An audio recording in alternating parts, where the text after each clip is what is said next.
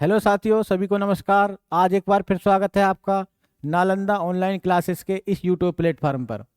जो हमारा एक टॉपिक चल रहा है भारतीय संविधान, उसमें हमने पिछली कक्षाओं में जाना था संविधान सभा के बारे में।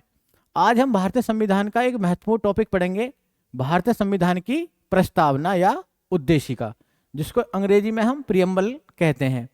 प्रस्तावना क्या है? प्रस्तावना संविधान का मूल सार तत्व है। क्या है? सार तत्व, जिसे हम संविधान का दर्पण भी कहते हैं, आईना। क्योंकि देखो, हमारे संविधान सभा के सदस्य क्या चाहते थे, वो भविष्य में कैसा भारत चाहते थे। अगर ये सभी बातें हमें जाननी हो तो हम किसको पढ़ते हैं? भारतीय संविधान की प्रस्तावना को। तो आइए स्टार्ट करते हैं आज का टॉपिक। टॉपिक लिखना, प्रस्तावना। प्रस्तावना या उद्देशिका। उद्देशिका, प्रियम्बल। अंग्रेजी में क्या बोलेंगे? प्रियम्बल। प्रियम्बल, ठीक है।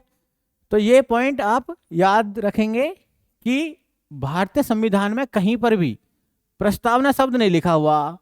हिंदी में इसके लिए उद्देशिका शब्द और अंग्रेजी में प्रियम्बल शब्द लिखा हुआ है। जो भारतीय संविधान की प्रस्तावना है, उसका जो विकास हुआ है वो जब संविधान सभा की तीसरी बैठक हो रही थी, तो उसमें नेहरू जी द्वारा, जो पंडित नेहरू ने उद्देश्य प्रस्ताव प्रस्तुत करा, उसी से भारतीय संविधान की प्रस्तावना का विकास हुआ। तो पहले एक जानकारी हम ये लिखेंगे, पहला फैक्ट, कि भारतीय संविधान की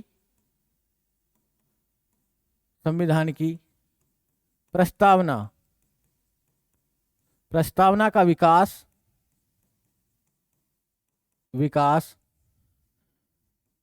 पंडित नेहरू द्वारा संविधान सभा की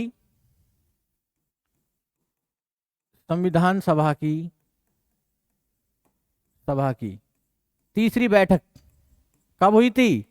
लास्ट क्लास में पढ़ाया था। तीसरी बैठक 13 दिसंबर 1946। 13 दिसंबर 1946 को पेश किए गए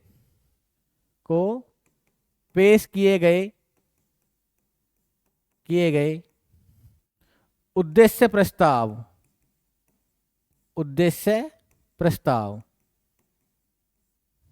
से हुआ। तो ये एक पॉइंट याद रखना आप, ठीक है। इंपॉर्टेंट फैक्ट है ये। दूसरा फैक्ट जो इसके बारे में आप जानना, जो प्रस्तावना हमने किस देश से ग्रहण करी है, तो सबसे पहले यूएसए के संविधान में प्रस्तावना को शामिल करा गया था। तो हमने प्रस्तावना का अध्याय किस देश से लिया है? संयुक्त राज्य अमेरिका से। तो दूसरा पॉइंट याद रखना, प्रस्तावना की अवधारणा कहां से ली गई है? तो इसका आंसर लिखना आप, अमेरिका, संयुक्त राज्य अमेरिका, यूएसए। एक अच्छा फैक्ट है ये भी। एक फैक्ट बनता है कि प्रस्तावना की भाषा कहां से ली गई है। प्रस्तावना की भाषा, अगर पूछा जाए कि प्रस्तावना की भाषा कुछ इस प्रकार लिखी हुई है प्रस्तावना भारतीय संविधान की, कि हम भारत के लोग भारत को एक संपूर्ण प्रभुत्व संपन्न समाजवादी पंथनिरपेक्ष लोकतंत्रात्मक गणराज्य बनाने के लिए तथा उसके समस्त नागरिकों को सामाजिक, आर्थिक और राजनीतिक न्याय, विचार, अभिव्यक्ति, विश्वास, धर्म और उपासना की स्वतंत्रता, प्रतिष्ठा और अवसर की समता प्राप्त कराने के लिए तथा उन सब में व्यक्ति की गरिमा और राष्ट्र की एकता और अखंडता सुनिश्चित करने वाली बंधुता बढ़ाने के लिए अपनी इस संविधान सभा में दृढ़ संकल्पित होकर आज दिनांक 26 नवंबर 1949 को एतद द्वारा इस संविधान को अंगीकृत, अधिनियमित तथा आत्मार्पित करते हैं। तो कुछ इस टाइप के शब्द लिखे हुए हैं, हम एक एक शब्द की व्याख्या देखेंगे, ठीक है। और संविधान की प्रस्तावना से जितने भी क्वेश्चन बन सकते हैं सभी को इसी वीडियो में कवर करेंगे। तो प्रस्तावना की भाषा कहाँ से ली गई है? तो ये ली गई है ऑस्ट्रेलिया से। इसका आंसर लिखना ऑस्ट्रेलिया, ऑस्ट्रेलिया से। ठीक है, एक पॉइंट जो फैक्ट है, अभी हम फैक्ट को देखेंगे पहले कि प्रस्तावना का सुलेखक या कैलीग्राफर कौन था, किसने लिखा था अपने हाथ से प्रस्तावना को? तो जिन्होंने भारतीय संविधान को लिखा, प्रेम बिहारी नारायण रायजादा, उन्होंने ही भारतीय संविधान की प्रस्तावना को लिखा। तो एक फैक्ट लिखना, प्रस्तावना के सुलेखक, सुलेखक इन्होंने अपने हाथों से लिखा था भारतीय संविधान को भी और प्रस्तावना को भी। सुलेखक मतलब कैलीग्राफर, कैलीग्राफर। तो आंसर क्या है इसका? प्रेम बिहारी नारायण रायजादा, प्रेम बिहारी नारायण रायजादा, रायजादा। ठीक है, ये इंपॉर्टेंट क्वेश्चन है। फिर देखेंगे हम कि प्रस्तावना का सौंदर्यीकरण किसने करा? प्रस्तावना का सौंदर्यीकरण, सौंदर्यीकरण किसने करा? तो वही व्यक्ति जो भारतीय संविधान के का सौंदर्यीकरण करा था, राम मनोहर सिन्हा। यह शांति निकेतन से जुड़े हुए थे, राम मनोहर सिन्हा और नंदलाल बोस। और कौन से थे दूसरे? नंदलाल बोस। तो इन दो व्यक्तियों का आप नाम याद रखना। ठीक है, एक फैक्ट, जो प्रस्तावना शब्द का उल्लेख नहीं हुआ है भारतीय संविधान में, क्या शब्द यूज हुआ? उद्देशिका या प्रियम्बल। तो इस फैक्ट को भी लिखना आप। संविधान में, संविधान में प्रस्तावना के लिए, प्रस्तावना के लिए उद्देशिका, उद्देशिका या प्रियम्बल, प्रियम्बल शब्द का प्रयोग हुआ है, शब्द का प्रयोग हुआ है। ठीक है, तो ये पॉइंट आप याद रखेंगे। अभी तक हमने जाना कि प्रस्तावना कैसे विकास हुआ इसका, नेहरू द्वारा पेश किए गए उद्देश्य प्रस्ताव से। दूसरा पॉइंट, प्रस्तावना का अध्याय या अवधारणा कहां से ली गई है? अमेरिका से। प्रस्तावना की भाषा ऑस्ट्रेलिया से। प्रस्तावना के सुलेखक कौन थे? प्रेम बिहारी नारायण रायजादा। प्रस्तावना का सौंदर्यीकरण किसने करा? राम मनोहर सिन्हा और नंदलाल बोस। संविधान में प्रस्तावना के लिए उद्देशिका या प्रियम्बल शब्द का प्रयोग हुआ है। अब हम जानेंगे कि देखो, प्रस्तावना के बारे में कुछ विद्वानों के प्रमुख कथन हैं जिनसे सवाल आता कि के.एम. मुंशी ने क्या कहा है प्रस्तावना के बारे में, या ठाकुरदास भार्गव ने क्या कहा है। इसमें देखो, प्रस्तावना में हमें भारतीय संविधान की झलक दिखाई देती है। क्या दिखाई देती है? झलक। जो संविधान सभा के सदस्य थे उनका विजन दिखाई देता। तो संविधान सभा के सदस्य थे एक अल्लादी कृष्ण अय्यर, वो कहते भी हैं कि इसमें हमारे सपनों के, दीर्घकालिक सपनों का क्या है? विचार है। तो प्रमुख कथन जानेंगे हम। एक तरफ हम पहले कथन लिखेंगे और फिर वो किसने कहा। अब अच्छे पॉइंट है। तो सबसे पहले याद रखना, इसमें एक प्रसिद्ध वकील है N.A. पालकीवाला। नहीं, पहले हम कथन लिख देते हैं। कथन वो प्रस्तावना के बारे में कहते हैं कि प्रस्तावना, प्रस्तावना संविधान का,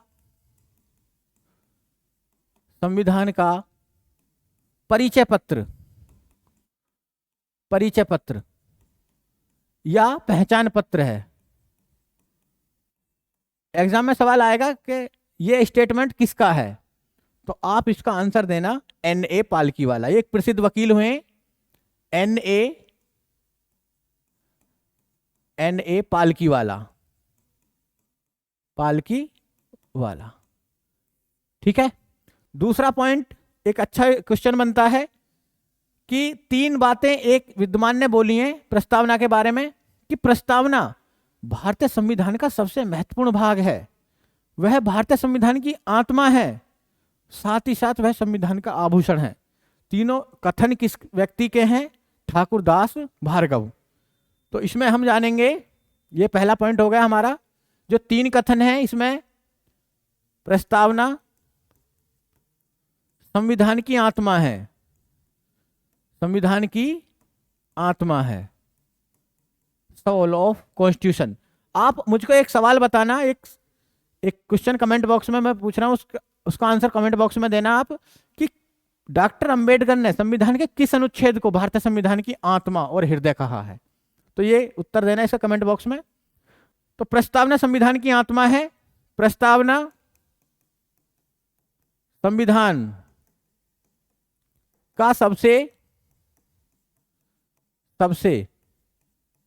महत्वपूर्ण भाग है, महत्वपूर्ण भाग है।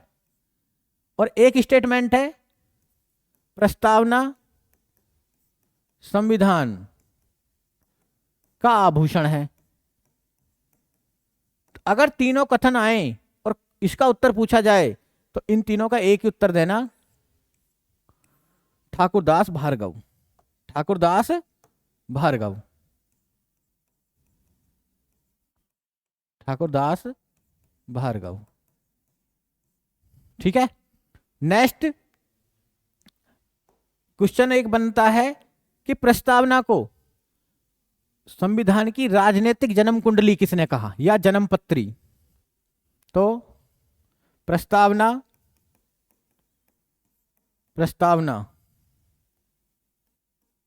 संविधान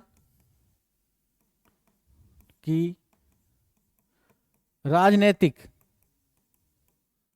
जन्म कुंडली है, जन्म कुंडली या जन्म पत्री, कोई सा भी शब्द दे सकता।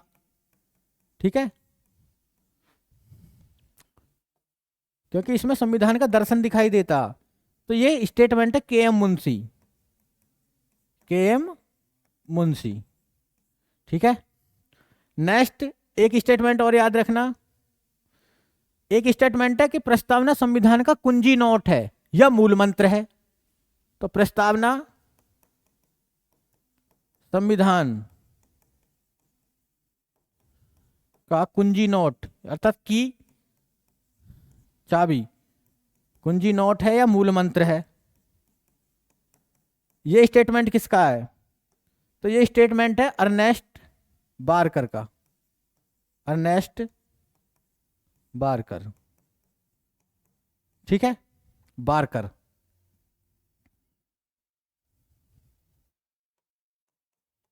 बारकर। ठीक है। और क्या कहते हैं अल्लादी कृष्ण अय्यर प्रस्तावना के बारे में, कि प्रस्तावना संविधान सभा के सदस्यों के दीर्घकालिक सपनों का विचार है कि हम कैसा भारत चाहते हैं, भविष्य में भारत किस तरह निर्मित करेंगे, हम भारत की क्या प्रकृति होगी, ये सभी बातें किसमें है, भारतीय संविधान की प्रस्तावना में। तो एक स्टेटमेंट और याद रखना कि प्रस्तावना में हमारे दीर्घकालिक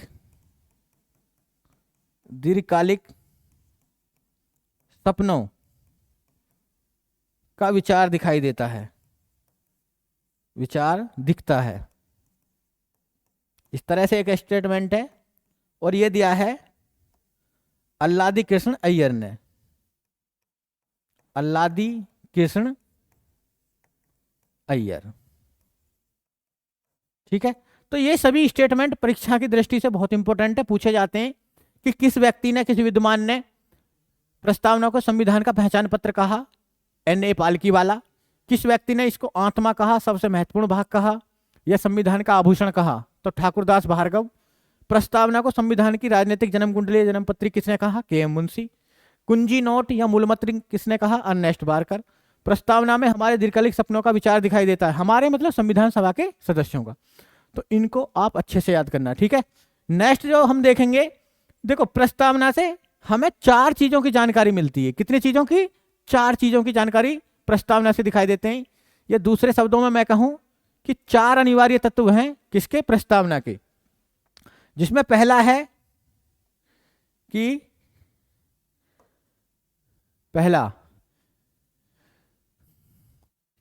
भारत में या संविधान के अधिकार का स्रोत क्या है, यानी शक्ति का स्रोत क्या है। ठीक है। तो भारतीय संविधान को जो शक्ति प्राप्त होती है वो किससे प्राप्त होती है, भारतीय जनता से। किससे प्राप्त होती है? जनता से। जनता से।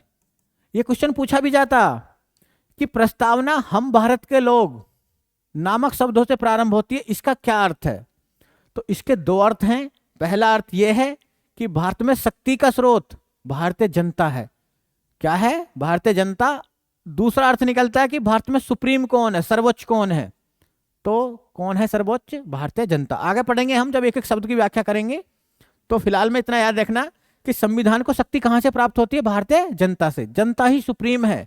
ठीक है। दूसरी जो जानकारी हमें संविधान से मिलती है, संविधान की प्रस्तावना से, वो मिलती है कि भारत की प्रकृति कैसी है, क्या नेचर है भारत का। तो दूसरी जानकारी मिलती है हमें भारत की प्रकृति के बारे में। भारत की प्रकृति, प्रकृति क्या है? तो प्रस्तावना में लिखा हुआ है कि भारत एक संप्रभुत्व, समाजवादी, पंथ निरपेक्ष, लोकतंत्रात्मक गणराज्य है। ठीक है। तो ये शब्दों का उल्लेख हुआ, कभी कभी क्रमवार इनको पूछता भी एग्जामिनर। तो भारत की प्रकृति के बारे में, भारत क्या है? एक संप्रभु, सोवरेन स्टेट है। संप्रभु, समाजवादी, समाजवादी, पंथ निरपेक्ष, निरपेक्ष, लोकतंत्रात्मक, तंत्रात्मक गणराज्य है। इन एक एक शब्द का मतलब हम जानेंगे अभी जब व्याख्या करेंगे, एक एक शब्द का मतलब। ठीक है, इनको जानेंगे। तीसरी जो जानकारी हमें प्राप्त होती है कि संविधान का उद्देश्य क्या है, संविधान क्यों बना, इसकी जानकारी भी हमें कहां से मिलती है? प्रस्तावना से। तो तीसरा पॉइंट, संविधान का उद्देश्य क्या है, ये नंबर 1। नंबर 2, ये 4 तत्व हैं प्रस्तावना के।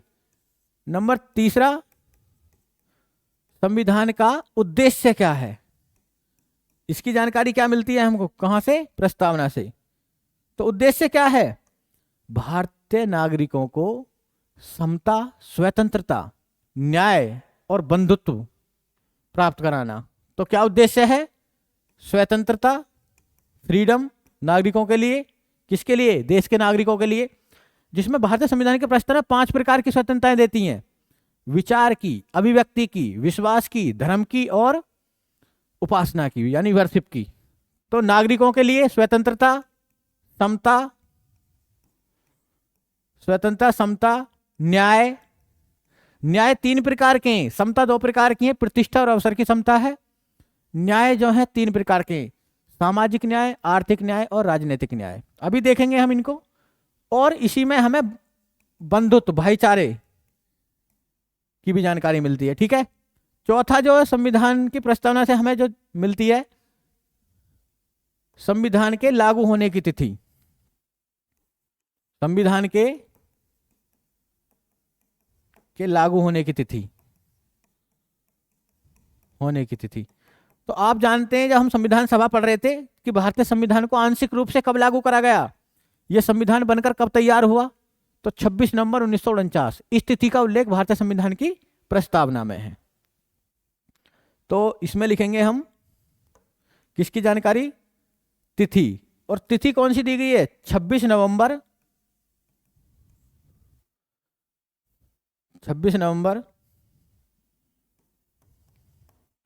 1949। इस तिथि का उल्लेख भारतीय संविधान की प्रस्तावना में। 4 चीजें हमें कहां पर दिखाई देती हैं? भारतीय संविधान की प्रस्तावना में। ठीक है, यहां तक सभी को कॉन्सेप्ट क्लियर है? आगे जो हम देखेंगे, देखो फिर एक क्वेश्चन ये आता प्रस्तावना के बारे में कि क्या प्रस्तावना भारतीय संविधान का भाग है? तो इसका सही आंसर वर्तमान में है कि हाँ, बिल्कुल। हालांकि संविधान के इसमें संविधान के भाग के रूप में इसको किसी को परिभाषित नहीं करा गया कि भाग नंबर 2 में है या 1 में है, भाग संख्या नहीं दी गई, बाकी ये संविधान का क्या है? भाग है। तो पहला जो केस आया इस बारे में, संविधान की प्रस्तावना के बारे में, एक केस आया था बेरूवाड़ी बनाम भारत संघ 1960। ये एक पहला वाद था जिसमें भारत जो प्रधानमंत्री थे तत्कालीन, नेहरू जी ने कुछ जमीन, बेरूवाड़ी क्षेत्र है, क्षेत्र का नाम था, वो पाकिस्तान को अलॉट कर दी। तो उस केस में पहली बार प्रश्न पूछा गया था कि क्या प्रस्तावना भारतीय संविधान का भाग है? तो बेरूवाड़ी वाद में क्या कहा गया था सुप्रीम कोर्ट द्वारा, माननीय उच्चतम न्यायालय द्वारा, कि प्रस्तावना संविधान का भाग नहीं है। तो ये स्टेटमेंट याद रखना और केस याद रखना। तो बेरूवाड़ी बेरुवाड़ी बनाम भारत संघ, भारत संघ। तो इस वाद ये 1960 में आया था। सुप्रीम कोर्ट क्या कहता कि संविधान की प्रस्तावना से न तो सरकार को कोई शक्ति मिलती है, कोई पावर नहीं मिलती, ना ही ये सरकार के कार्यों को नियंत्रित करती है। हालांकि जो संविधान के प्रमुख उपबंध हैं उनकी व्याख्या के लिए बहुत जरूरी है भारतीय संविधान की प्रस्तावना। जहां पर भारतीय संविधान मौन होता है तो इंटरप्रिटेशन के लिए सर्वोच्च न्यायालय किसका सहारा लेता? भारतीय संविधान की प्रस्तावना का। तो वहां पर मना करा कि यह संविधान का पार्ट नहीं है। तो बेरीवाड़ी का कथन याद रखना है आपको एग्जाम की दृष्टि से कि प्रस्तावना भारतीय संविधान का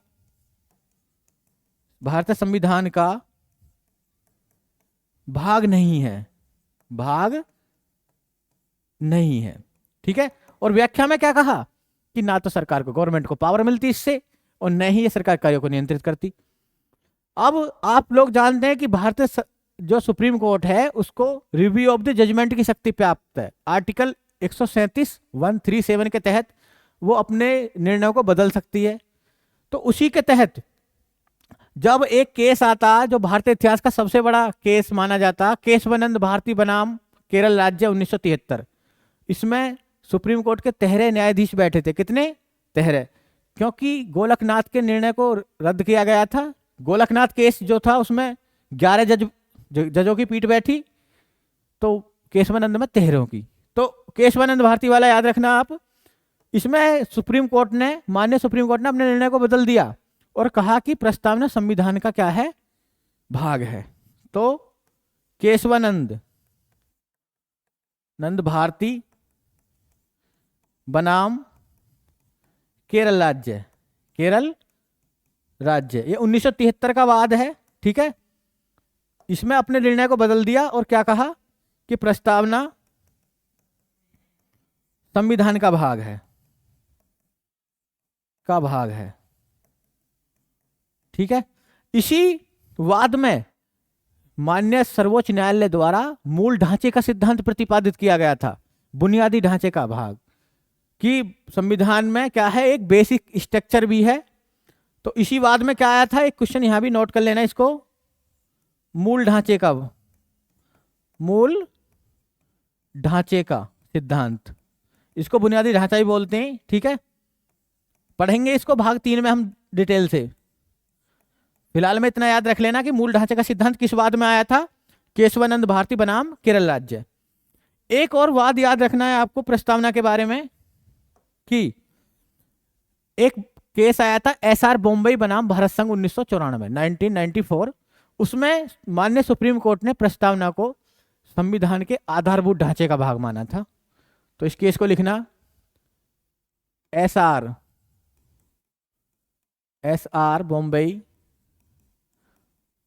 बॉम्बे बनाम भारत संघ 1994 का केस है ये। इसमें क्या कहा था कि प्रस्तावना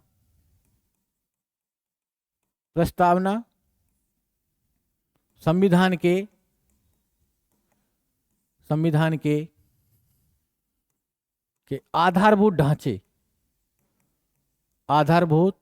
ढांचे का भाग है। इंपॉर्टेंट फैक्ट है, तो ये आपको याद रखना है। ठीक है। यहां तक सभी को क्लियर? फिर एक क्वेश्चन आता है कि क्या भारतीय संविधान की प्रस्तावना में आज तक कोई संशोधन किया गया है?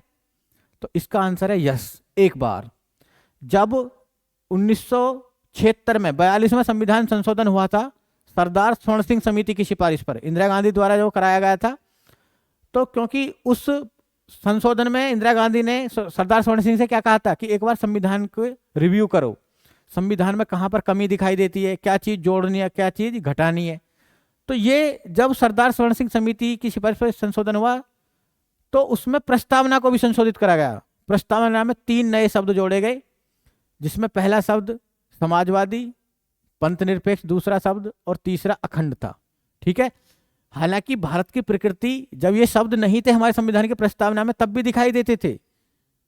तो इनको लिखना क्वेश्चन कि क्वेश्चन ये है, प्रस्तावना में आज तक केवल एक बार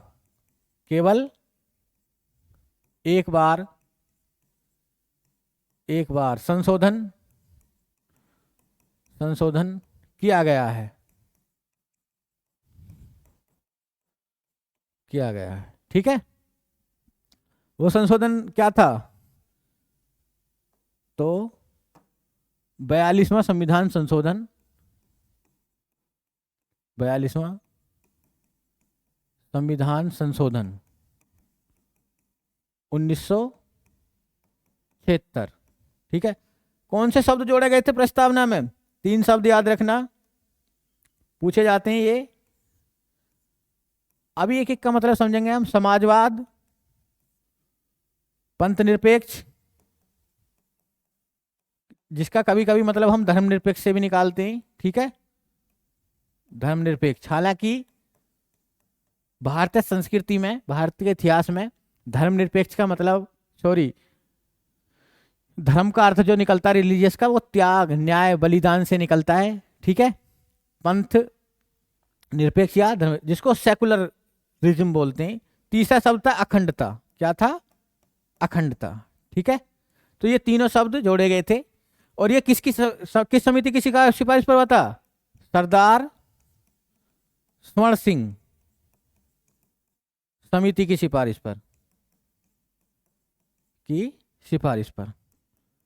क्योंकि देखो, प्रस्तावना सहित, इस संशोधन के द्वारा प्रस्तावना सहित संविधान के अधिकांश भाग को परिवर्तित कर दिया गया था। बहुत सारे क्लोज जोड़े गए, जैसे मूल कर्तव्य भी जोड़े गए, मौलिक फंडामेंटल राइट ड्यूटी और आर्टिकल 39 से जोड़ा गया। तो 42वें संविधान संशोधन को संविधान का पुनर्लेखन कहा गया, कि दोबारा से संविधान लिखा गया, या इसको मिनी संविधान या छोटा संविधान भी कहा गया। तो 42वें संविधान संशोधन को क्या बोलते हैं? जो 1976 में हुआ था, इसको 2 शब्दों से क्वेश्चन आ सकता, 2 तरह से। इसको मिनी संविधान यानी छोटा संविधान या छोटा संविधान बोला जाता है, ठीक है। और इसी को ऐसे पूछ सकता है वो घुमा के थोड़ा, संविधान का पुनः लेखन कहा जाता है। इसको क्या कहा जाता है? संविधान का पुनः लेखन, ठीक है। इंदिरा गांधी की गवर्नमेंट द्वारा ये संविधान संशोधन कराया गया था, सरदार स्वर्ण सिंह समिति की सिफारिश पर, ठीक है। यहां तक क्लियर? यहां तक हमने जाना कि प्रस्तावना में संशोधन कितनी बार हुआ, तो आंसर देना 1 बार, ठीक है। अब देखो, हम जानेंगे, एक क्वेश्चन ये आता कि क्या प्रस्तावना वाद योग्य है, न्यायालय द्वारा इसको परिवर्तनीय लागू कराया जा सकता? तो इसका आंसर है नहीं। क्या आंसर है इसका? नहीं। क्योंकि देखो, इसमें लोक कल्याणकारी राज्य की अवधारणा को दर्शाया गया है, जो हमारे नीति निर्देशक तत्वों में दिखाई देती है। तो हम न्यायालय द्वारा इसको लागू नहीं करा सकते। तो लिखना, प्रस्तावना वाद योग्य नहीं है, मौलिक अधिकारों की तरह नहीं है। ये किसकी तरह है? डीपीएसपी की तरह, नीति निर्देशक तत्वों की तरह वाद योग्य नहीं है। इसे न्यायालय द्वारा लागू नहीं कराया जा सकता, नहीं कराया जा सकता, ठीक है। तो ये स्टेटमेंट भी आप याद रखना। अब देखो, हम इसमें जानेंगे कि भारतीय संविधान की प्रस्तावना में जो शब्द दिए हुए हैं उनकी व्याख्या, एक एक शब्द का मतलब पूछा जाता है। तो एक शब्द देखो, प्रस्तावना मैंने आपको शुरू में स्टार्टिंग में सुनाई थी, हम भारत के लोग नामक शब्दों से प्रारंभ होती है। हम भारत के लोग, भारत को एक संपूर्ण प्रभु संपन्न समाजवादी। तो इसमें हम भारत के लोग का क्या अर्थ है? अब हम अर्थ देखेंगे। पहला, हम भारत के लोगों से प्रारंभ होती है, इसका क्या अर्थ है? प्रस्तावना किन शब्दों से स्टार्ट होती है? हम भारत के लोग, भारत के लोग, इन शब्दों से प्रारंभ होती है। तो इसके 2 मतलब हैं। पहला मतलब क्या है कि भारत में शक्ति का स्रोत, शक्ति का स्रोत क्या है? जनता। ये मैंने आपको स्टार्टिंग में ही बताया था, जनता। शक्ति संविधान को कहां से प्राप्त होती है? भारतीय जनता से। और दूसरा मतलब है कि सर्वोच्च या सुप्रीम कौन है भारत में? सर्वोच्च या सुप्रीम सबसे बड़ा कौन है? तो ना प्रधानमंत्री जी बड़े हैं ना राष्ट्रपति बड़े हैं, सबसे बड़ी कौन है? जनता, अकॉर्डिंग टू प्रस्तावना। ठीक है। दूसरा, इसी में एक क्वेश्चन बनेगा आपका कि प्रस्तावना में 3 प्रकार के न्याय दिए गए हैं। कौन कौन से न्याय? सामाजिक, आर्थिक और राजनीतिक न्याय। ये तीनों न्याय हमने शामिल करे हैं। कहां से? रूस के संविधान से, पूर्व सोवियत संघ जिसे कहा जाता था। यानी ये देश के नागरिकों को क्या करती है? 3 प्रकार के न्याय उपलब्ध कराती है। सामाजिक, समाज में सभी क्या है? बराबर है, सामाजिक न्याय। आर्थिक न्याय और राजनीतिक, राजनीति में सबको क्या है? बराबर है। कोई भी व्यक्ति जो भारत का नागरिक है चुनाव लड़ सकता, सभी को वोट डालने का अधिकार है जिसकी उम्र 18 से ऊपर है। तो 3 प्रकार के न्याय हैं। कौन कौन से? सामाजिक न्याय, ठीक है, आर्थिक न्याय, आर्थिक न्याय और राजनीतिक न्याय। तो क्वेश्चन पूछा जाता है, इनको क्रम से ही ध्यान रखना। ठीक है। ये कितने प्रकार के न्याय? 3 प्रकार के न्याय भारतीय संविधान की प्रस्तावना में दिए हुए हैं। और किस देश से लिए गए ये पूछा जाए तो आप आंसर देना पूर्व सोवियत संघ या रूस, पूर्व सोवियत संघ या रूस के संविधान से। देखो यहां पर हमें प्रस्तावना में लोक कल्याणकारी, वेलफेयर स्टेट राज्य की अवधारणा दिखाई देती है। इन्हें डिटेल में जो समझाया गया वो नीति निर्देशक तत्वों के अंतर्गत, यानी भाग 4 के अंतर्गत आर्टिकल 38 में डिटेल से समझाया गया। तो दोनों जगह उल्लेख मिलता है इसका, इन न्यायों का। तो नोट करके ये भी लिख लेना। इन्हें विस्तृत रूप से भाग 4, क्या नाम है? नीति निदेशक तत्व के अनुच्छेद 38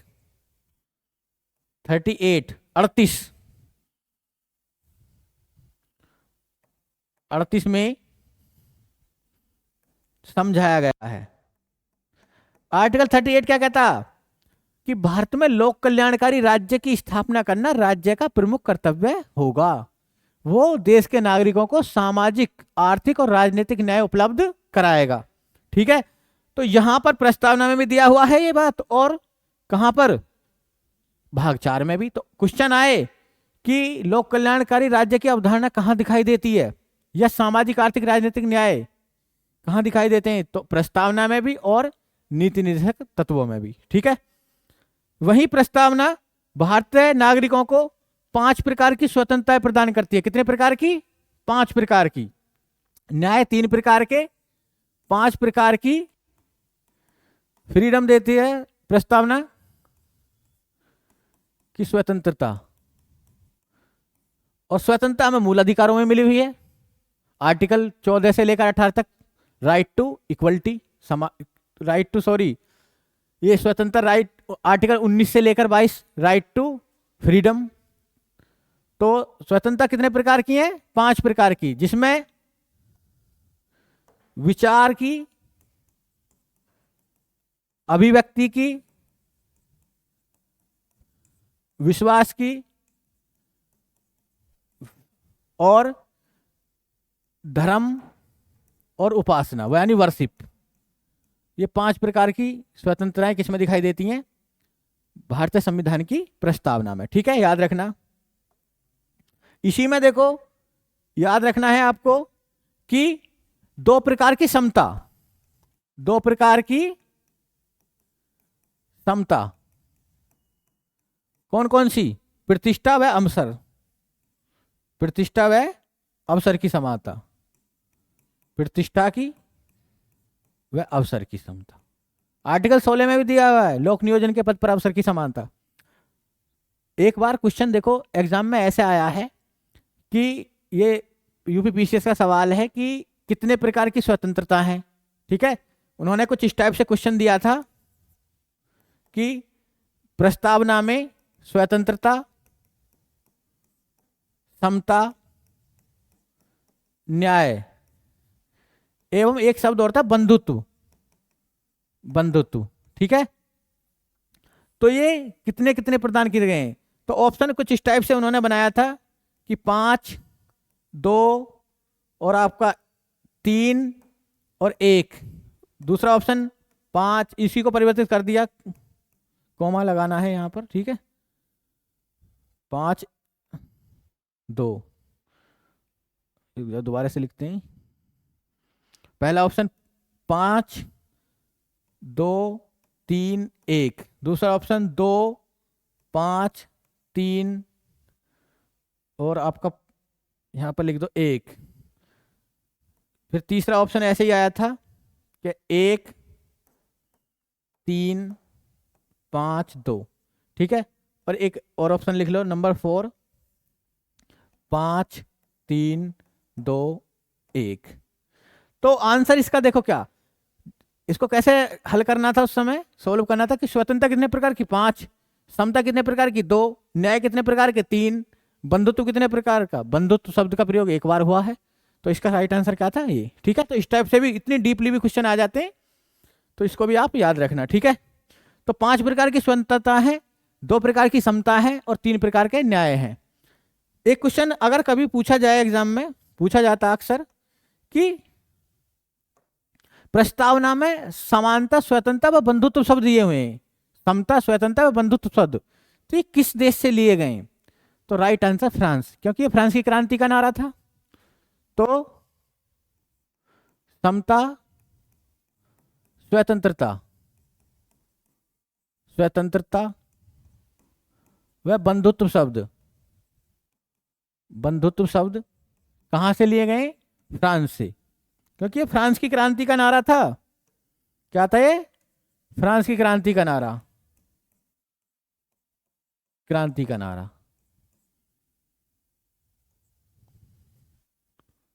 क्रांति का नारा। तो आंसर इसका क्या रहेगा? फ्रांस से लिए गए, ठीक है।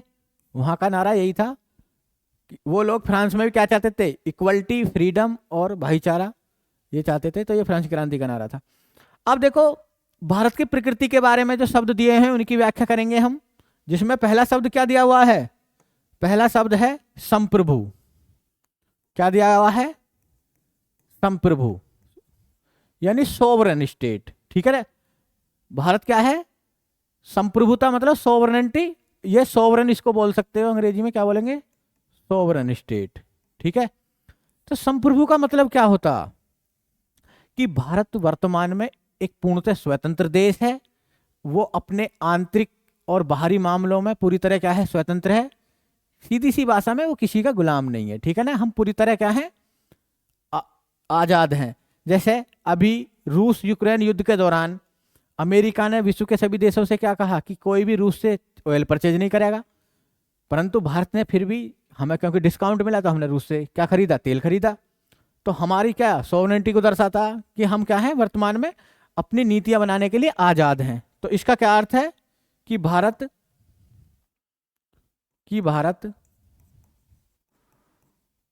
पूर्णतः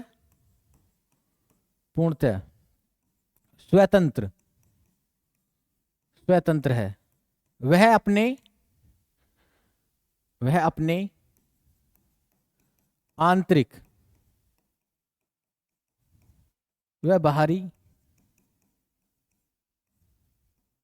मामलों के लिए,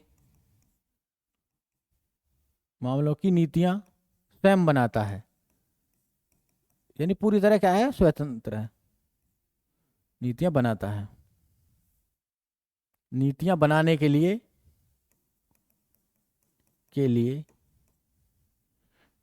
स्वतंत्र है, ठीक है। हालांकि भारत राष्ट्रमंडल का सदस्य है। 1949 में हमने राष्ट्रमंडल की सदस्यता लिखी कॉमनवेल्थ की, परंतु इसका ये कभी मतलब नहीं निकलता कि हम जो आज भी ब्रिटेन के अधीन है, ठीक है, याद रखना ना। कभी कभी पूछ लिया जाता है राष्ट्रमंडल का सदस्य है भारत वर्तमान में भी, क्योंकि राष्ट्रमंडल किन देशों का ग्रुप है, जो कभी ब्रिटेन के अधीन रहे थे, अंग्रेजों के गुलाम रहे थे।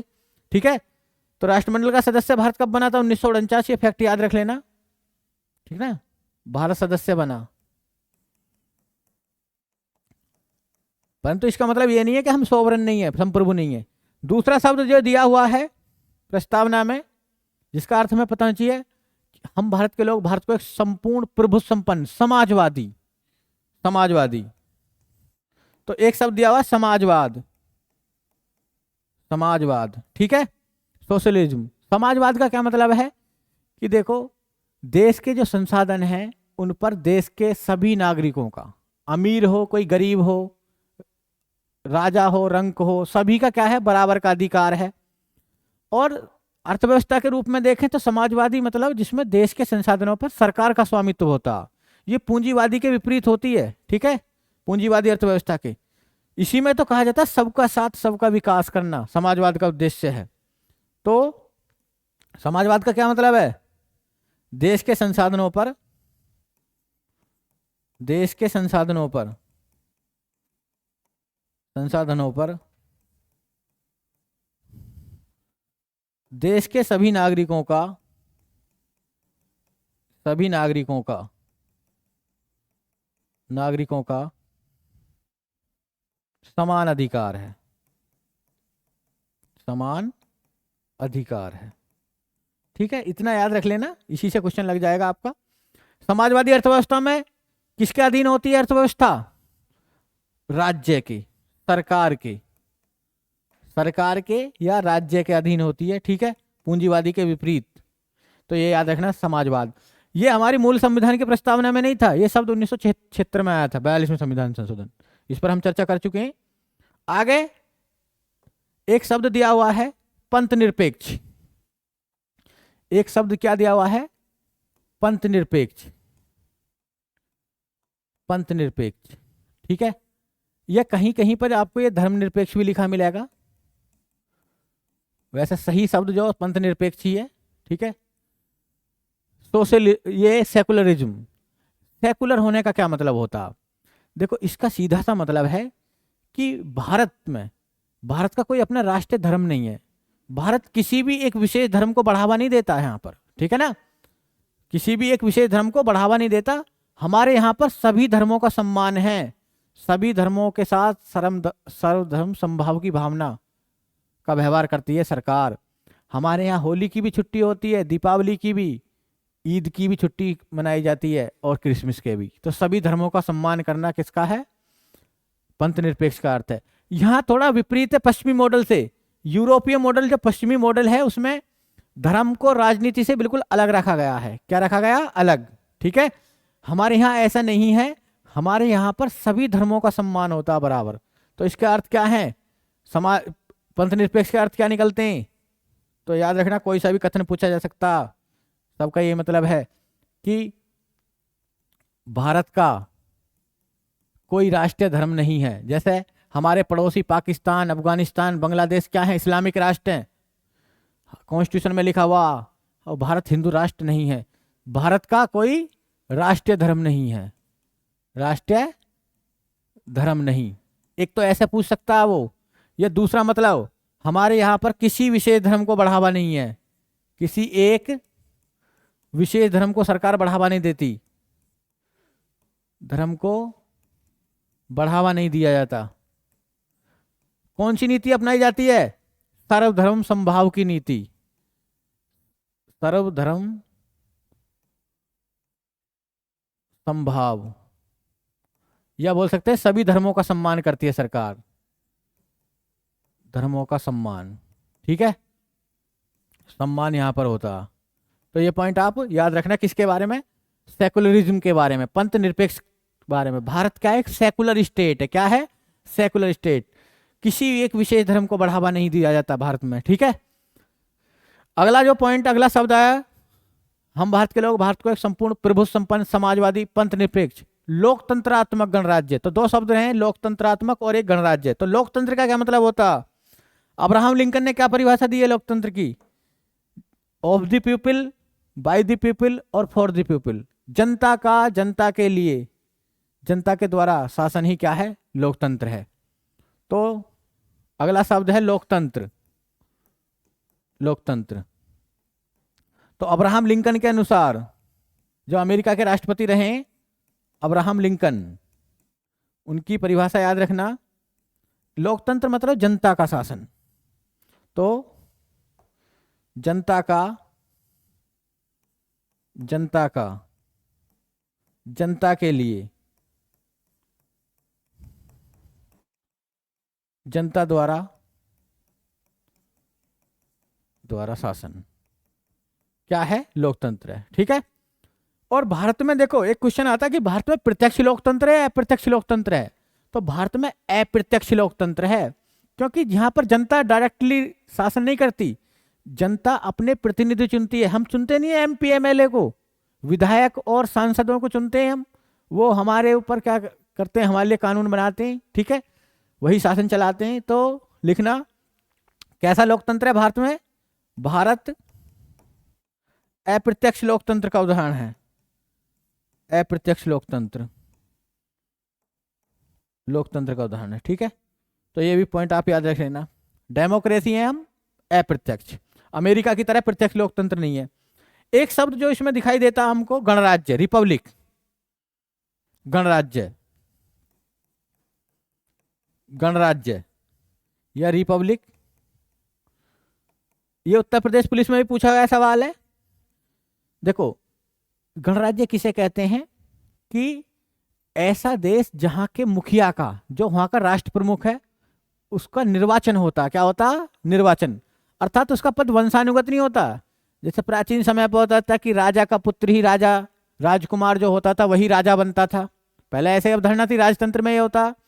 यहां पर ऐसा नहीं है। ठीक है, गणराज्य में क्या होता? जो प्रमुख है वो निर्वाचित होगा, वो चुनाव होकर आएगा, जनता चुनेगी उसको। ठीक है, तो ये पॉइंट याद रखना आप। गणराज्य का क्या मतलब है? और गणराज्य की अवधारणा हमने फ्रांस से ली है। कहां से ली है? फ्रांस से। ये भी पॉइंट याद रखना कि राष्ट्र प्रमुख का क्या होता है गणराज्य में? राष्ट्र प्रमुख, हमारे संवैधानिक प्रमुख कौन है? राष्ट्रपति। तो निर्वाचित होते हैं जनता के द्वारा, डायरेक्ट नहीं होते। हालांकि जनता किसको चुनती है? एमपी एमएलए को चुनती है, और वो लोग किसको चुनते हैं? प्रेसिडेंट को चुनते हैं। तो राष्ट्र प्रमुख का चुनाव होता है, चुनाव या निर्वाचन होता है। ठीक है, अर्थात इसका दूसरा मतलब क्या है? वंशानुगत शासन नहीं है, वंशानुगत शासन नहीं है। ठीक है, तो ये पॉइंट आप याद रखना इसमें प्रस्तावना में। एक शब्द जो प्रस्तावना में दिखाई देता है, अखंडता। क्या दिखाई देता है? एक शब्द, अखंडता। यह भी 42वें संविधान संशोधन के द्वारा जोड़ा गया था 1976 में। ठीक है, अखंडता का मतलब यह है कि देखो, भारत एक अखंड राष्ट्र है। क्या है? भारत एक अखंड राष्ट्र है, अखंड राष्ट्र है। हालांकि वर्तमान में भारत जो है 28 राज्यों और 8 केंद्र शासित प्रदेशों में विभाजित है, परंतु इसका यह मतलब नहीं है कि भारत अखंड नहीं है। ठीक है ना, सभी एक दूसरे से जुड़े हुए हैं। और भारत के लिए संविधान के आर्टिकल 1 में कहा गया कि भारत राज्यों का संघ है। और यहां पर अखंडता के लिए एक और प्रमाण दिखाई देता, भारत को बोला जाता विनाशी राज्यों का अविनाशी संघ। तो भारत को क्या बोला गया? भारत को बोला जाता है विनाशी राज्यों का, विनाशी राज्यों का अविनाशी संघ, अविनाशी संघ। मतलब यह है कि हमारा संघ जो है वो कभी नहीं टूटेगा। ठीक है ना, क्योंकि वो अमेरिका की तरह किसी समझौते का परिणाम नहीं है।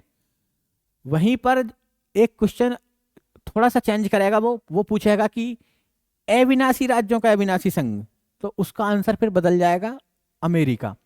देखो, यहां विनाशी राज्यों का अविनाशी संघ का मतलब क्या है कि देखो, भारत में किसी भी राज्य का तो विनाश हो सकता। जैसे हमने आंध्र प्रदेश से, हमारी संसद ने आंध्र प्रदेश से अलग करके तेलंगाना बना दिया, परंतु संघ को नहीं तोड़ा जा सकता। तो इसीलिए अखंडता शब्द का प्रयोग करा है, जो 1976 में जोड़ा गया था। तो इसको भी याद रखना, अच्छा क्वेश्चन है, पूछा जाता है कि विनाशी राज्यों का अविनाशी संघ भारत है, और वहीं पर इसको चेंज कर दे थोड़ा सा, सवाल को वो पूछ ले, अविनाशी राज्यों का, अविनाशी राज्यों का अविनाशी संघ, अविनाशी संघ, ठीक है। क्योंकि अमेरिका में किसी प्रांत को वहां का केंद्र सरकार, संघ सरकार नहीं तोड़ सकती, जैसे हमारे यहाँ पर विभाजित कर सकती है। तो इसका आंसर है अमेरिका। एक ट्रिक से ऐसे भी याद रख लेना, ट्रिक ही है, इसको ऐसे मान लेना जहां अविनाशी, यहाँ भी अविनाशी, तो आंसर में भी अमेरिका आएगा, ठीक है। ये याद रखने के लिए ऐसे ही फंडा, तो याद रख लेना, कभी कंफ्यूजन हो, भूल जाओ, तो जहां पर ए दिखाई दे तीनों बार, 2 बार, तो वहां तीसरी बार भी आप क्या लिख देना, अमेरिका लिख देना, बहुत आसान है।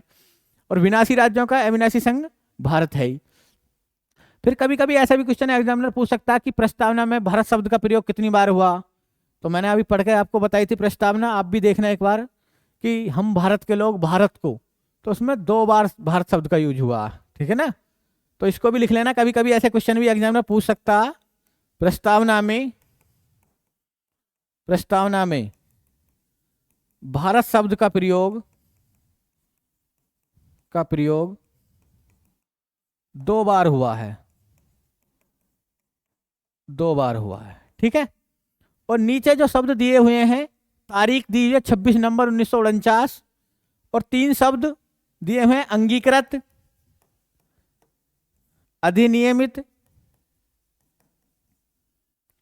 अधिनियमित और आत्मार्पित, आत्मार्पित, ठीक है। इनका भी मतलब, अंगीकृत मतलब अपनाना, देखो एक और ध्यान रखना, जो स्वीकार करा गया था भारतीय संविधान की प्रस्तावना को, वो क्वेश्चन आएगा, जनता ने स्वीकार करा, ये संविधान सभा ने, तो आंसर देना जनता ने, क्योंकि क्या लिखा हुआ ऊपर इस प्रस्तावना में, हम भारत के लोग, भारत को, ठीक है। तो अंगीकृत यानी अपनाया गया, किसने अपनाया, जनता ने, ठीक है। स्वीकार करना आया हुआ क्वेश्चन है ये। अधिनियमित मतलब लागू करा, लागू, ठीक है। आत्मार्पण मतलब हृदय से आत्मार्प ग्रहण करना, ठीक है, आत्मा से, हृदय से। तो ये हमने किसके बारे में जाना था, भारतीय संविधान की प्रस्तावना के बारे में हमने चर्चा करी कि प्रस्तावना भारतीय संविधान का दर्पण क्यों कहा जाता है, इसको भारतीय संविधान का दर्शन क्यों बोलते हैं, ठीक है। क्या इसमें भारत की प्रकृति बताई गई है, नागरिकों के लिए क्या क्या व्यवस्था है, इसमें कौन सी तिथि का उल्लेख है, शक्ति का स्रोत क्या है, संविधान के अधिकार का क्षेत्र क्या है, तो सभी पर चर्चा करी। संविधान में अभी तक कितनी बार संशोधन हुआ, प्रस्तावना में, प्रस्तावना को लिखा किसने, प्रस्तावना के बारे में प्रमुख कथन कौन कौन से थे, तो इन सभी को हमने एक ही क्लास में समेटने की कोशिश करी है। आशा करता हूँ आप इस क्लास का अच्छे से लाभ लेंगे और आने वाली सभी परीक्षाओं में ये क्लास बहुत ही महत्वपूर्ण साबित होगी। तो इसी के साथ मैं आज की क्लास को यहीं पर समाप्त करता हूँ। बहुत बहुत धन्यवाद, थैंक यू वेरी मच।